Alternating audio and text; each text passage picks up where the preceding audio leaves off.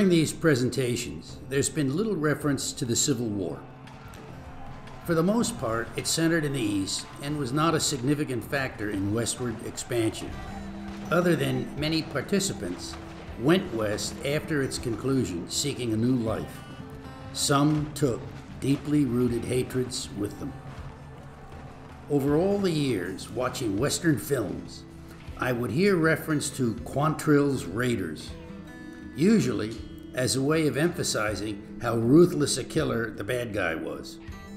Will Money in Unforgiven had ridden with Quantrill. Yet I never knew what they were, other than really bad. So here is Quantrill's Raiders. William Quantrill was pro-Confederate and fought with guerrilla tactics against Union troops and pro-North civilians. His focus was on the border states of Kansas and Missouri. His indiscriminate looting, burning, and killing were so bad the Confederacy withdrew all support of his rampaging tactics. His reputation was built upon the total destruction of Lawrence, Kansas, butchering 150 men on August 21st, 1863. The town was pro-abolition and the center of the Jayhawkers, a free state militia and vigilante group who themselves attacked slave owners in towns in Missouri. Jayhawkers, sometimes called Redlegs, terrorized western Missouri to the degree that both sides condemned them. Historians view Quantrill's raid as a pure act of plunder and revenge. Quantrill eventually retreated to Texas and lost control of his gang, who began splitting off in their own directions. William Quantrill eventually died in 1865 with very few of his loyal followers. Among them were Frank and Jesse James.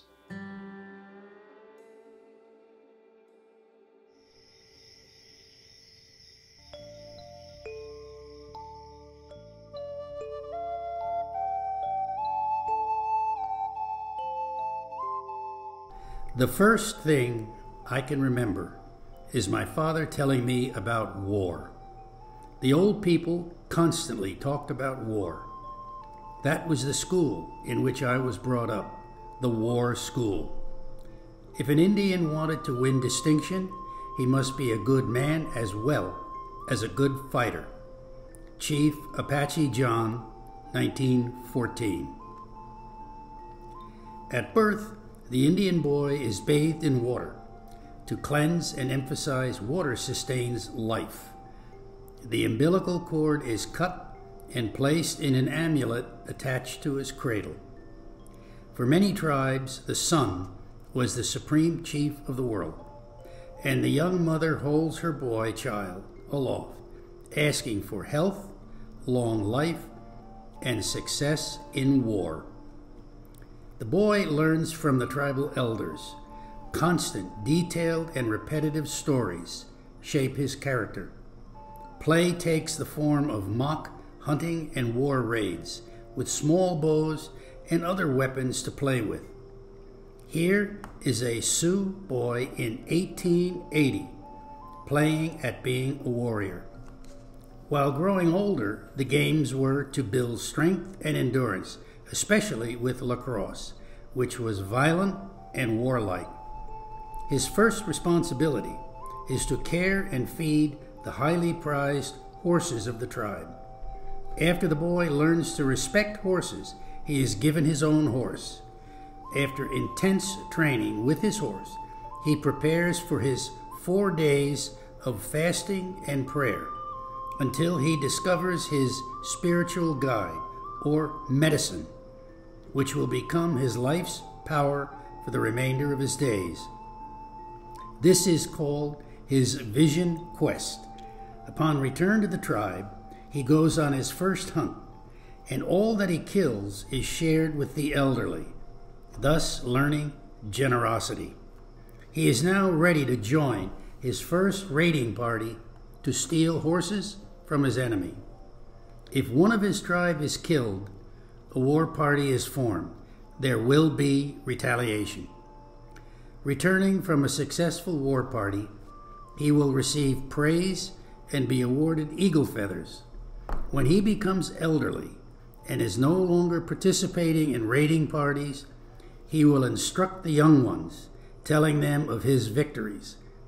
When he greets returning braves, he wears his finest clothes, eagle feathers and scalp locks, not for himself, but to honor and show respect for his people.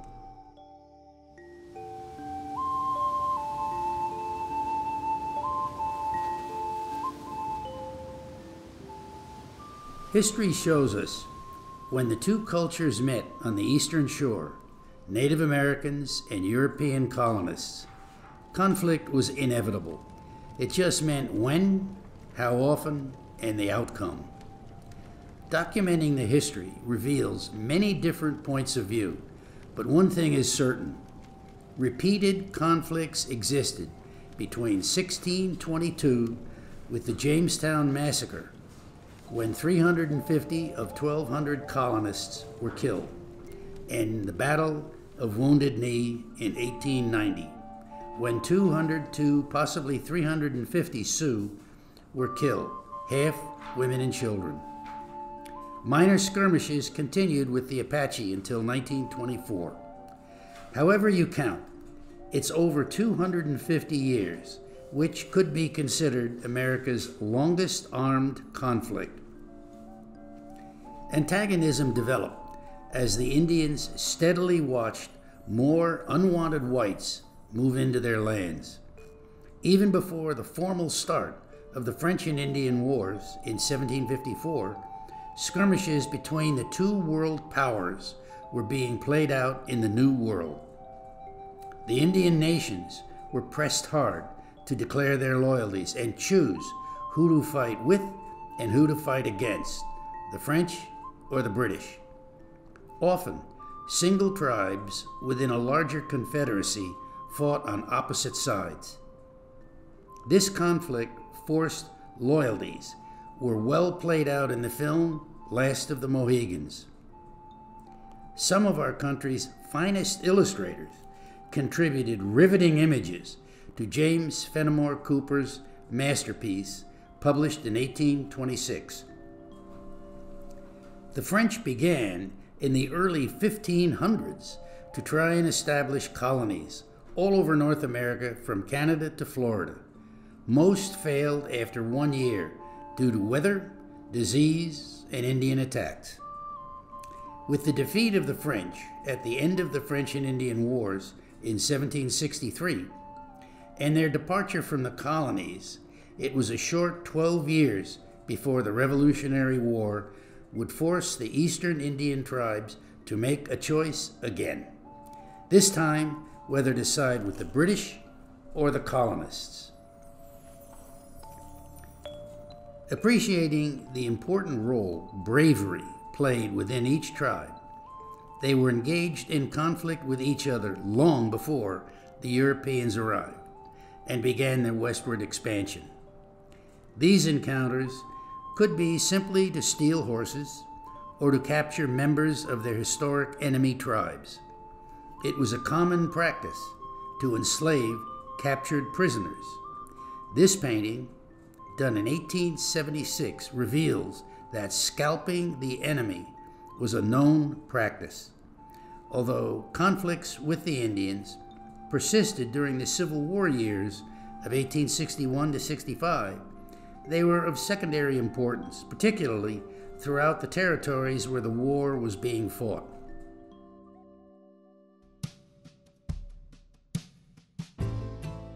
This painting is by Gilbert Gall and portrays a rare moment when a weary Union Army combatant is warming his feet by the fire and eating a likely tasteless biscuit.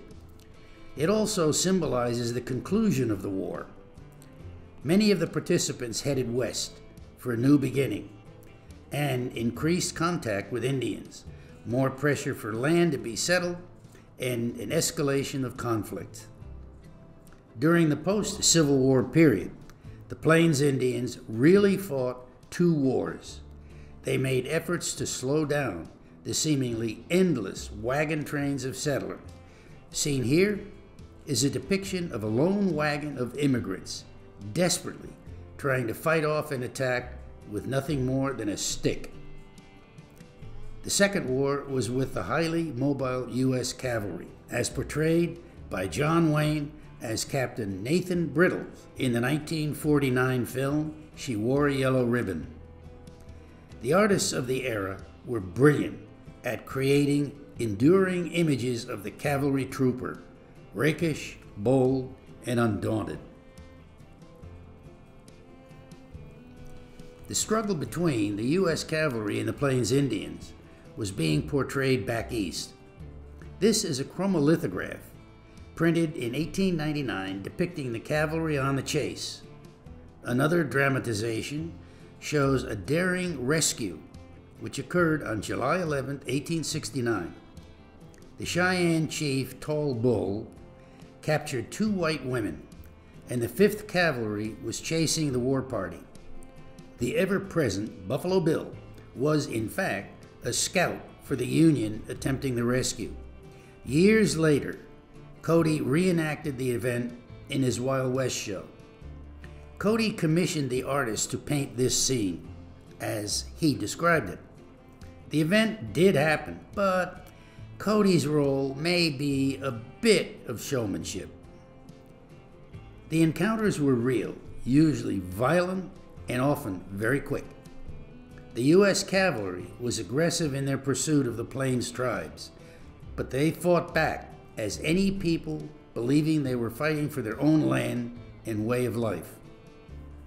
The cavalry troopers were at a disadvantage when on foot, as seen in this extraordinary image of extreme violence. It has often been portrayed in literature and film that it was a very inadvisable idea to allow oneself to be captured during one of these engagements. The trooper seen here appears steadfast and resolute. Perhaps he doesn't know what is likely in store for him. Retribution and punishment was usually severe, which contributed to the description of Native Americans as savages. The capture of combatants resulting from conflict may be acceptable to the artist and the public alike. That is what war is. But capture of a woman by Indians was a gruesome but repeated theme throughout the whole westward expansion of the 19th century. The image portrayed here was Indians in battle were savage, barbaric, and irrational, while the whites were civilized, heroic, and rational, defending themselves. This major work was painted in 1854 entitled Osage Scalp Dance. The white woman and partially naked, vulnerable little child are surrounded by 16 warriors. The central figure, holding his lance, is preventing the warrior with the war club from delivering a fatal blow, thus leaving the outcome to the viewer's imagination. This work, entitled Captive, was painted almost 50 years later and actually does depict a very real event when 17-year-old Lorinda Bewley was captured by Cayuse Chief Five Crows.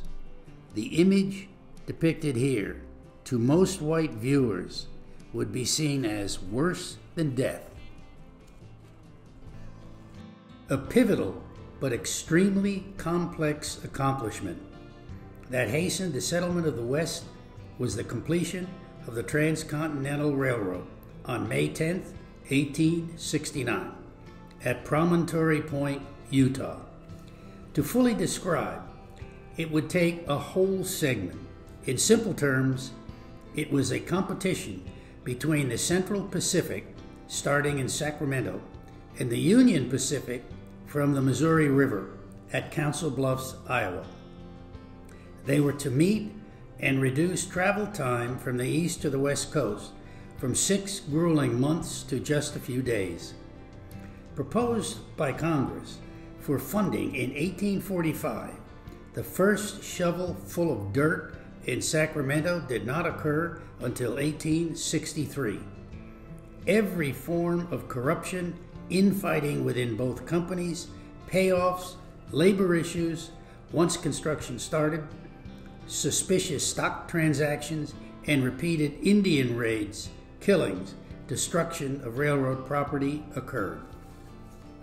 Financial issues, fraud, and manipulation extended to members of Congress.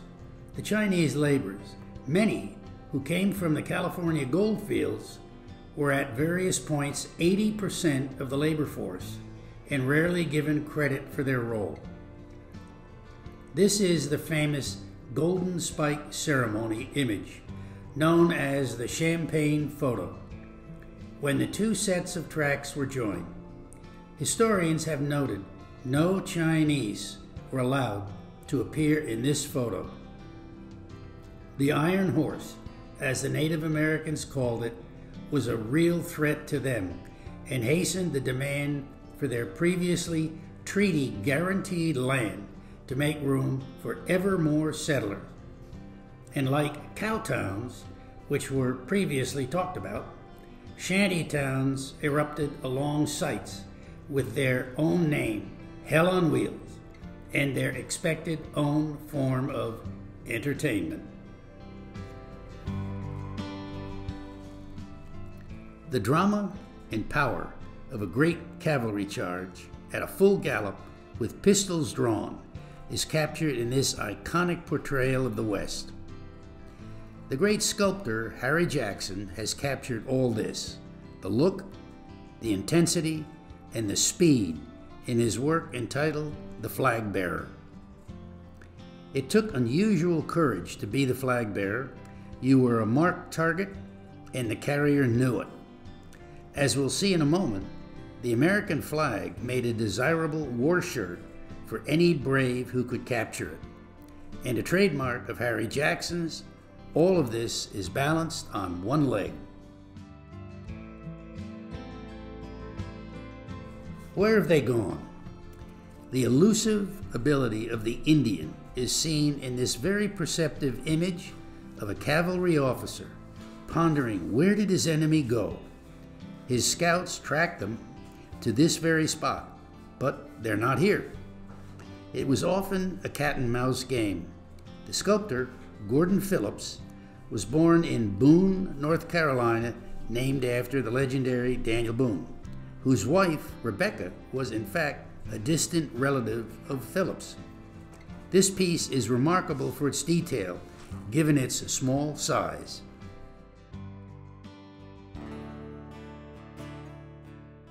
This is an historically accurate depiction of an engagement between a large U.S. cavalry detachment led by Major Thomas Thornburg in 1879 to force the Ute tribe into an agrarian way of life. A very bad decision that resulted in a full-scale war that became known as the Thornburg Battlefield. The major and 11 troopers were killed, giving the government full justification to banish the Utes to a reservation in Utah. We're looking at a study the artist Frank Tenney Johnson executed in preparation for the finished work we've just seen. His story is like many Western painters. Their start and discipline was from years of illustration work. Johnson settled in California in 1920 at age 46 and quickly became recognized for his talent. Brought up in Iowa near the Overland Trail, he witnessed the end of settlers, horses, and wagon trains heading west. He became known as the Master of Moonlight, having developed a technique for preparing his canvases in a way that created a glow to his night scenes. In 1938, at a party, he kissed the hostess goodnight and died of spinal meningitis the next morning. It makes one believe that a simple handshake is a better option.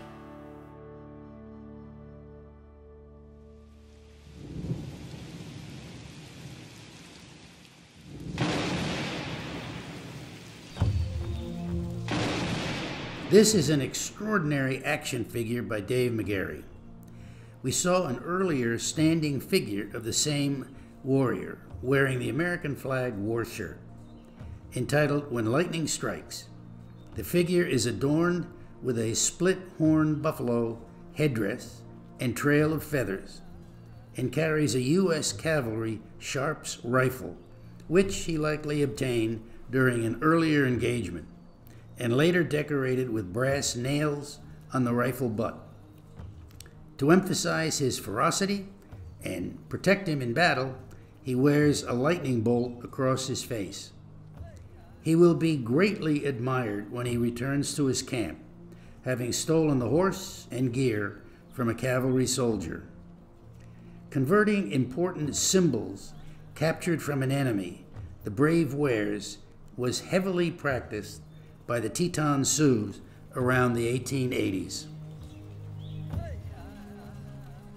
We discussed earlier how Geronimo, with 37 Apaches, half women and children, evaded 1/4 of our country's standing army, several thousand Mexican military and civilian volunteers, 9,000 in all, could not catch him. He surrendered upon hearing the government's threat of removing all remaining Apaches at the San Carlos Reservation if he didn't surrender. He did surrender, and they moved him anyway. This is an image of several Apache taking a break from the long train ride east. I saw this painting exactly 50 years ago in a catalog. It was a pair. The second one was Geronimo. It sold and it reappeared at an auction in 1999, but had become separated from the Geronimo companion piece. The figure's ascribed name accompanying the painting was Cale. I've never found any information on him, but I must conclude he was a close friend of Geronimo's in the Apache structure. The artist, Alfred Brennan, is little known today, but was a respected illustrator in his day. It's a good assumption that Brennan visited Florida when the Apache were being imprisoned and painted both of these figures at the same time. This would have been circa 1890 because the remaining Apache were moved on to Fort Sill, Oklahoma in 1894. As a marauding fighting force, the Apache were feared, even among other Indian tribes. I would suspect no feat of evasion exists in history where 37 starving individuals successfully evaded 9,000 pursuers. In so many ways, the Apaches were skilled, tough, cunning, and brutal. Perhaps Geronimo's wife and children, being slaughtered by Mexican troops, contributed to his unyielding and unforgiving leadership. An historian expressed this point of view. It may not be yours. Quote, "All the Apache tribes never cooperated and fought together, but they fought everyone, occasionally each other.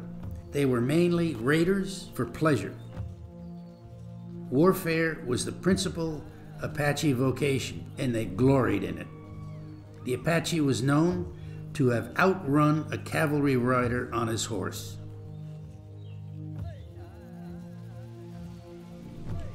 We discussed earlier the great lengths sculptor Dave McGarry would go to accurately represent the historical figures that he's portraying. This stunning work is Bear's Nest in Ogallala Sioux. In the summer of 1984, McGarry's stay at the Fort Peck Reservation in Montana not only introduced him to Daniel Long Soldier, the great-great-grandson of Long Soldier, but also this figure's great-great-grandson, also named Bear's Nest. McGarry was privileged to see various ceremonies not open to outsiders, but also hear the stories about Bear's Nest and his deeds in battle, his dress and his weaponry, all passed down in family lore. He is one of a number of chiefs and warriors Dave McGarry has sculpted who fought in the infamous Battle of the Little Bighorn. To his people, Bear's Nest is more than a memory, he's an inheritance.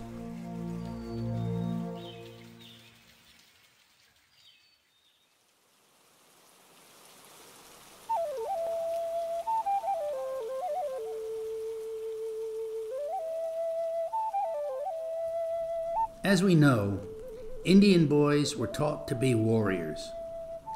At 10 years old, one such boy was in a fight with an older and larger boy and defeated him, but the blood on his face resembled rain.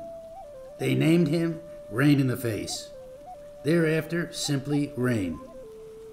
He did not have war chiefs in his family, thus had to be especially fierce to be a war chief of the Hunkpapa Sioux, part of the Lakota Nation. Rain was a participant in a masterful ambush later called the Fetterman Massacre. A detachment of 81 troopers were dispatched from Fort Kearny, Wyoming, to protect travelers on the Bozeman Trail. This was late 1866, a decade before Little Bighorn. A mixed tribe raiding party of Lakota, Cheyenne, and Arapaho taunted the inexperienced Captain Fetterman into chasing them into an ambush, where all 81 were killed, and, as was the practice, their bodies mutilated. This was the largest single engagement loss of the U.S. cavalry up to that point.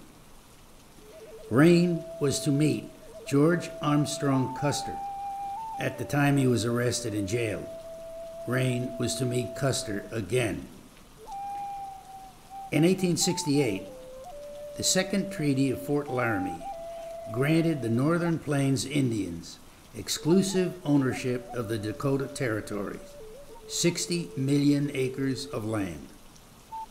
Broken promises and refusal on the government's part to restrain settlers and miners from encroaching on Indian territory caused constant friction and confrontation. The tribes would frequently leave their ever-shrinking reservation land. In 1875, the Sioux were directed to return to their reservations, and Sitting Bull, Crazy Horse, and Rain refused. Soon, several tribes began gathering together at Sitting Bull's encouragement. Eventually, 9 different tribes came together, the largest gathering of Indians yet to occur, and the foundation for what would become the signature confrontation of the Indian Wars, the Battle of the Little Bighorn.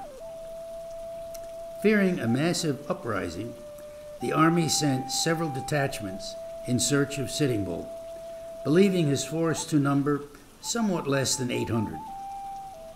This image is the 7th Cavalry on its way to the Little Bighorn region. Custer's orders were to coordinate with the other units and to look for Sitting Bull's camp, which he did locate. With his force of 205 troopers, he wanted all the glory for himself. Custer intentionally moved his command at top speed to be in a position to attack ahead of the other detachments. Custer dismissed several warnings from his Crow scouts that the gathering of Indians was massive in size. In fact, some of his own troopers had been spotted by Indian scouts. Custer, fearing Sitting Bull would escape along the Little Bighorn River, ordered an immediate charge. The Indians responded with over 2,000 warriors, a 10-to-1 advantage. Half the rifles, and half of these, were repeating Winchesters. The cavalry had only single-shot rifles. So, they were outnumbered and outgunned. Custer's tactics were highly questionable. He divided his forces into 3 groups. Thus, they could not effectively support each other. The battle lasted 2 hours. All the cavalry were killed and bodies mutilated except Custer and a corporal named William Tiemann, who had years earlier befriended Rain when he was in prison. There was an eyewitness to the entire battle. Before the actual charge into battle, Custer dismissed his Crow scouts. Still in his late teens, the scout named Curley located an elevated spot where he was able to view the fighting through field glasses. When the outcome was clear, he left to warn two other generals of what had happened. In the years to come, scores of depictions of Custer's last stand were painted. This massive 9 by 16-foot version was one of the most popular images, filled with action and picturing an heroic Custer. It was to end up as a poster for beer and later lost in a museum fire. Personally, I favor this classical composition by Frederic Remington. This battle sealed the Eastern view that Indians were wild and bloodthirsty. Antagonism between Indians and whites worsened. This battle was the Indians' greatest victory and the Army's biggest defeat of the entire Indian Wars. In fact, it's been said by historians that the Indians' biggest victory was the major cause for their ultimate defeat, as any sympathetic views towards their cause was lost, and the government's efforts to subdue them, forcing them back to reservation lands, increased. Over the decades of the Indian Wars, 400 treaties had been signed and the majority broken. It is ironic that the Battle of the Little Bighorn has been written about, studied, and portrayed in film more than any other single engagement in American military history. Dave McGarry has approached Rain in the Face in an unexpected posture. He is seated. His figure is draped with his hide robe, decorated with the images of his many deeds. He holds his rifle in a leather sheath. His high rank as war chief among the Hunkpapa Sioux is reflected in his facial expression, passing judgment on some matter of great importance to his people. The recognition of the defeat of George Armstrong Custer has overshadowed all other events of the period. It has been reenacted in over 50 films, the first being a silent movie in 1909. This image is from another silent movie in 1912. It's a story the public never seems to tire of, and it is a mixture of fact and myth. This is a photograph of Chief Rain in the Face, who was wounded in the battle and walked with a limp thereafter. Later in life, he served as a police officer in the Standing Rock Reservation. In an interview in the late 1890s, Rain said of that day, quote, "We were better armed than the longswords. Their guns wouldn't shoot but once. We saved our bullets by knocking them with our war clubs. It was like killing sheep. We spared none." In 1905, at 70 years old, while the chief lay on his deathbed, he gave one last interview. "I have lived peaceably ever since we came upon the reservation. No one can say Rain in the Face has broken the rules of the Great Father. I fought for my people and my country. When we were conquered, I remained silent." Rain in the Face was killed when he put down his weapons before the Great Father. His spirit was gone then, only his poor body lived on, but now it is almost ready to lie down for the last time.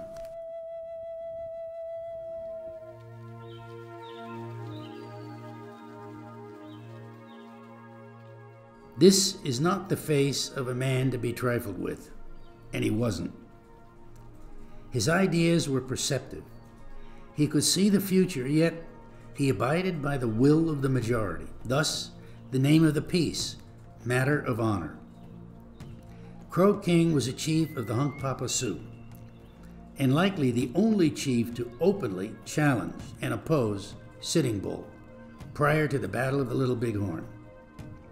Here we see Dave McGarry putting on the finishing touches on this life-size bust of the chief, who distrusted Sitting Bull's advisors and medicine men and came to believe adapting the white man's ways offered the only support for Indian survival. Yet, he led his Sioux horsemen in the strategic turning point of the battle by cutting off Custer's 7th Cavalry from escaping to a nearby river, forcing them to make a stand on an exposed ridge. Crow King and his famous dappled gray warhorse are seen here moments after capturing the 1861 Light Cavalry Sabre, the 1870 Trapdoor Springfield Carbine, and the 7th Cavalry Officer's Coat. This is Crow King, the Sioux chief that forced Custer's 7th Cavalry into an indefensible position, resulting in their astounding defeat. Notice, he's wearing a lieutenant colonel's jacket. This second image of Crow King that Dave McGarry has sculpted pictures him several months later displaying the trophies taken from the officer and decorated with Sioux beadwork, including the cavalry saber scabbard. Crow King eventually surrendered to the U.S. troops in 1880, was imprisoned in Fort Buford, and later released in 1883. Crow King's strong belief that the Indian must adapt to the white man's ways to survive was evidenced by offering his daughter to be educated by whites through the Indian Agency.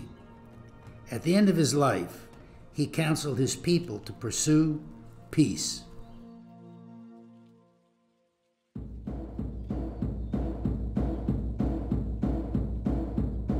In the decade following the Little Bighorn, conditions worsened for the natives living on reservations, and skirmishes increased with both settlers and the military. Like most cult movements, the ghost dance started with a self-appointed messiah, a northern Paiute shaman named Wovoka. He grew up with a preacher-like father, and as a youth claimed he had visions from God. The ghost dance movement was actually founded upon many Christian beliefs, including that Christ will appear again, but as an Indian. Seen here is a depiction of the ghost dance that appeared in Illustrated London News in 1891.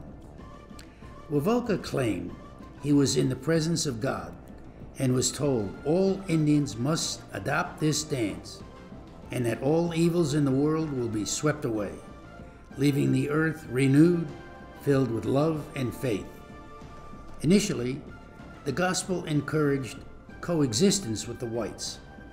Prayers were for the return of the land and the buffalo, peace with no more wars, and that long-lost relatives would return and live among them. This movement moved rapidly across the Plains tribes, seen here being performed amongst the Arapaho. Dances were being performed on the reservations as the movement spread. Different interpretations emerged, especially among the Sioux, who chose to believe that it meant the elimination of the whites. Tragically, the white Indian agents and settlers misinterpreted these events as encouraging uprisings throughout the entire region. Additionally, troops were requested and were sent to Pine Ridge and Standing Rock reservations to enforce the ban put upon the ceremony. The agents told the military that Sitting Bull was a dancer and was resisting the ban. In an effort to arrest him, there was a scuffle, and the much revered Sitting Bull was shot and killed, ironically, by the Indian police. It was a lie. Sitting Bull had nothing to do with the ghost dancers. One of the primary figures in the ghost dance was a Brule Sioux named Short Bull, seen here interpreted by Dave McGarry. After the death of Sitting Bull, Short Bull was arrested and imprisoned at Fort Sheridan, Illinois. In one of the great ironies of the West, Buffalo Bill Cody stepped in and convinced the military to release a select group of imprisoned Indians into his care, among them Short Bull, to perform in his Wild West show. Short Bull made several trips to Europe.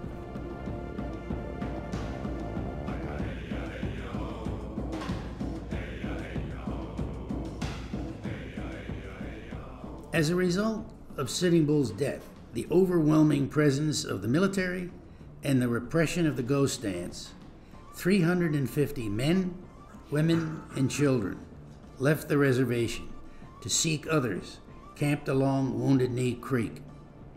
The orders to disarm them, 500 troopers of the 7th Cavalry, which was Custer's old command, supported by 4 Hotchkiss rapid-fire field cannons, surrounded the band of Minneconjou Sioux and began removing their firearms. Tensions increased, despite assurances from the band's chief that they would disarm peacefully. Unexpectedly, a leading ghost dancer began performing the dance after having told his most devoted followers that the special shirts that they wore would protect them against bullets. As events worsened, a warrior who was actually deaf and probably confused refused to relinquish his rifle, causing a struggle. A gun went off, and it is still debated to this day whose it was. Instantly, mayhem and gunfire broke out. Many of the Indians had already been disarmed, with no means to defend themselves. The cannons opened fire. Fleeing women and children were cut down by the cavalry. In the end, scarcely 50 Indians remained alive. 300 died, while the army lost 25 troopers and likely mostly to friendly fire. Few photos of the actual carnage exist. Scenes like this photo, collecting bodies of the dead Indians to be thrown into an open grave, reinforce the public outcry. But this dramatic scene, again by Frederick Remington, says it all. The public wanted answers, especially since they had been assured the Indian Wars were over. The government and military cover-up was thorough, culminating in awarding 20 Medals of Honor, more than any single engagement in our military history. This basically ended any serious conflict between the Plains Indians and the U.S. military. Ironically, historians designate 1890 as the end of the American frontier. There is a place called South Dakota. It's the home of Sitting Bull. He was branded a redskin savage when he tried to defend his land that day, but his dream of beauty that they could not burn away. Just another holy man dared to be a friend. My God, they killed him.